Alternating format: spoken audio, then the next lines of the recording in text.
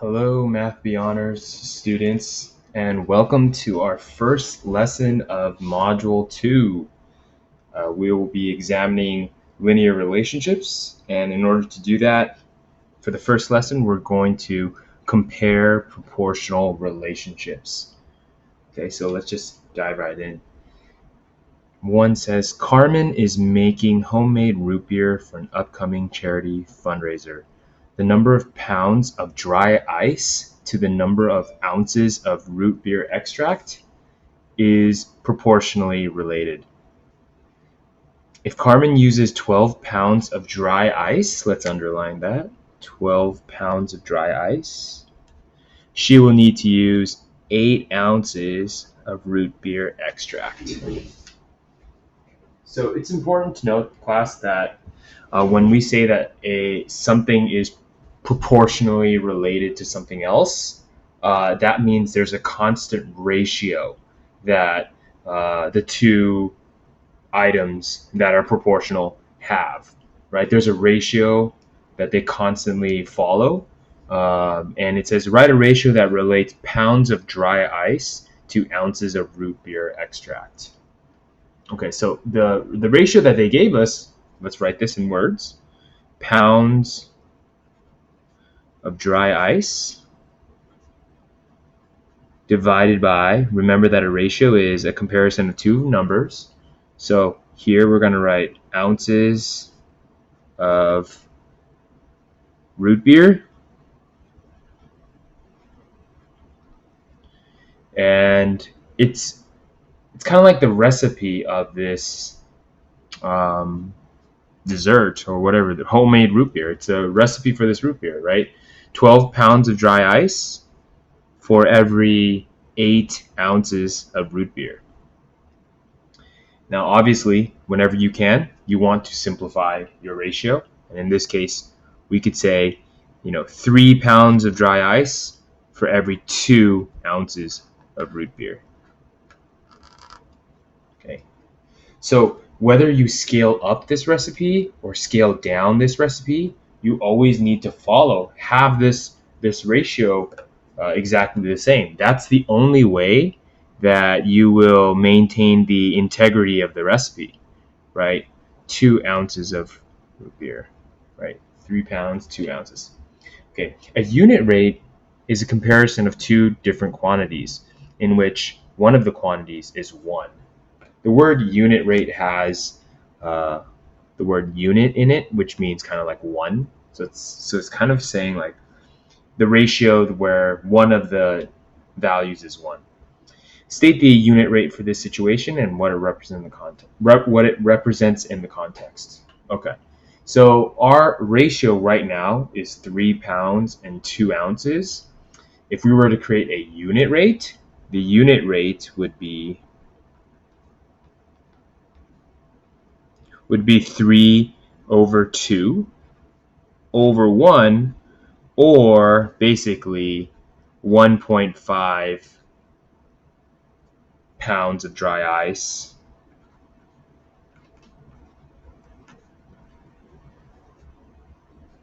for every 1 ounce of RB extract, right? 3 over 2 over 1. Now, we're going to talk about this later in the module, right? This is what we call a complex fraction, where the numerator itself is a fraction, and usually we want to avoid that, so you can write it as a decimal if it's easier. Okay? So we're going to talk about the unit rate a lot in this module, so don't worry if we're moving kind of fast with it. So let's look at letter C. In the table, X equals the ounces of root beer extract and Y equals the pounds of dry ice. Okay, so right now I'm actually going to start with the first 1 ounce of root beer extract. You can see that it requires you to have 1.5 pounds of dry ice. And if we were to compare the Y over X ratio, this ratio is really, really important. We're always going to realize that, 1.5 over 1 is equal to 1.5. And you're like, Mr. Crow, that's kind of obvious. Why are you making us write that? You will see. Okay. Now, if I wanted to use 2 ounces of root beer, right? Well, yeah, you could double the ounces of root beer, but then wouldn't you have to double the amount of pounds of dry ice that you use? And instead of 1.5, you would use 3, right? And this y over x ratio, 3 over 2, you could say is equivalent to the first one, 1.5. It's following the unit rate. Every iteration of the recipe should always follow this proportional relationship. Because if you didn't follow it, then you could say that the recipe would not be the same or is a different kind of recipe. You can see how 4.5 pounds of dry ice would be needed for 3 ounces of root beer. 4.5 over 3 is still 1.5. So it's still following that ratio. And then you can say 6, obviously we can kind of see this pattern. You can say that that's going to be 4, and then 6 divided by 4 is going to equal 1.5.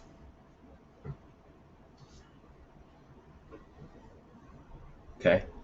But did you notice that I actually purposely ignored this row?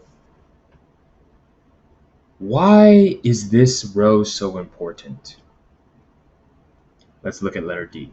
When x equals 0, what is the value of y over x?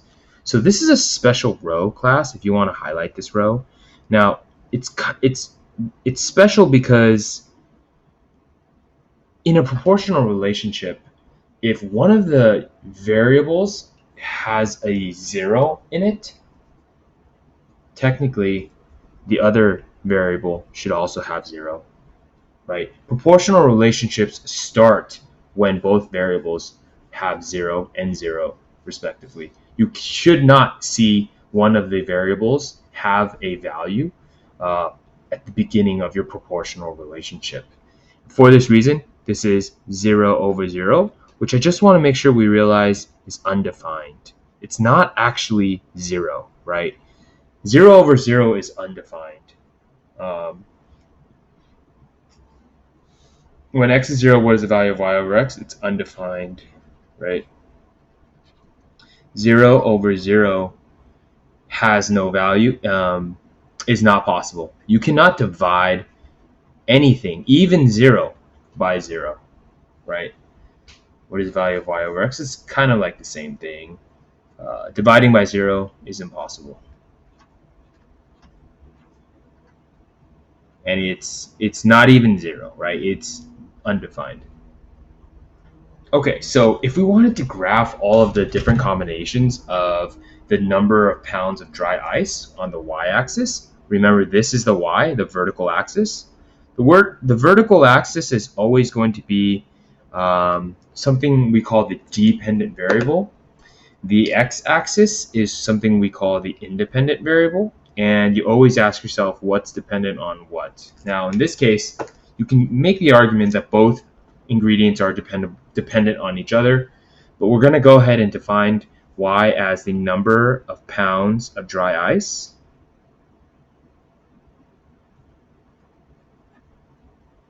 and let's call x the number of ounces of root beer, right?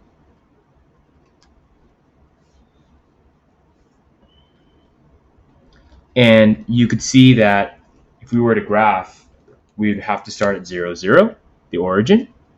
And if we want, I'm going to choose solid numbers for us. I'm going to use the point 2, 3 because it's a solid point.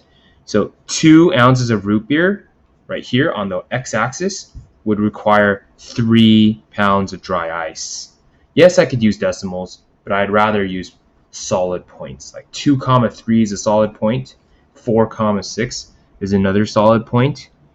And then you could, let's see, then you could kind of extend the line and just say that any combination on this line should work, right? 4, 6 should work. 6, 9 is another point. It's kind of nice to bold these points and just draw an arrow that shows that it's continuous. It's going to keep going if you really want the recipe to extend.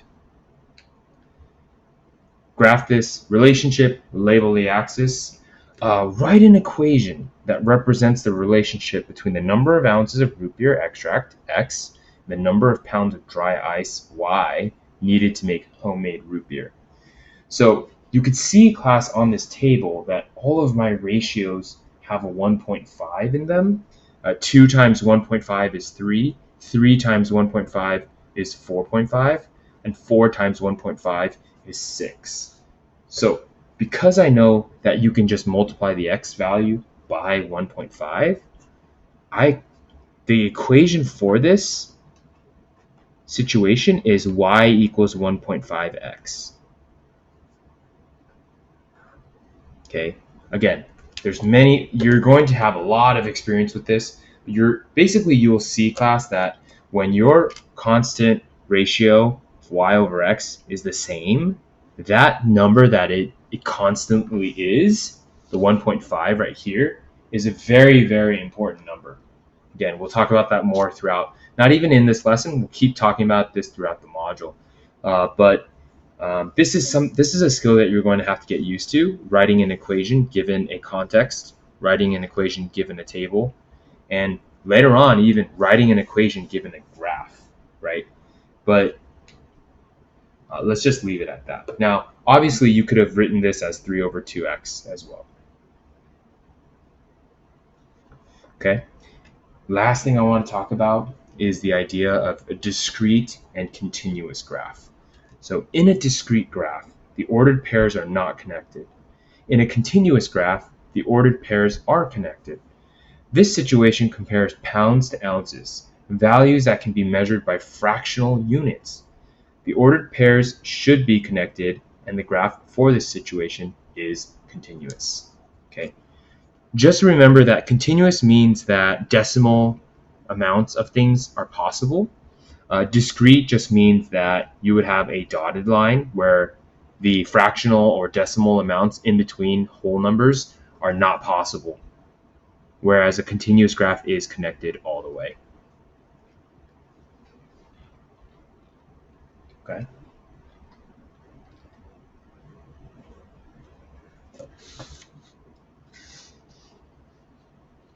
All right. Okay, so number 2 says, use the table of values and graph to justify that this situation represents a proportional relationship. Why does this situation represent a proportional relationship? Okay, I'm going to leave that up to you.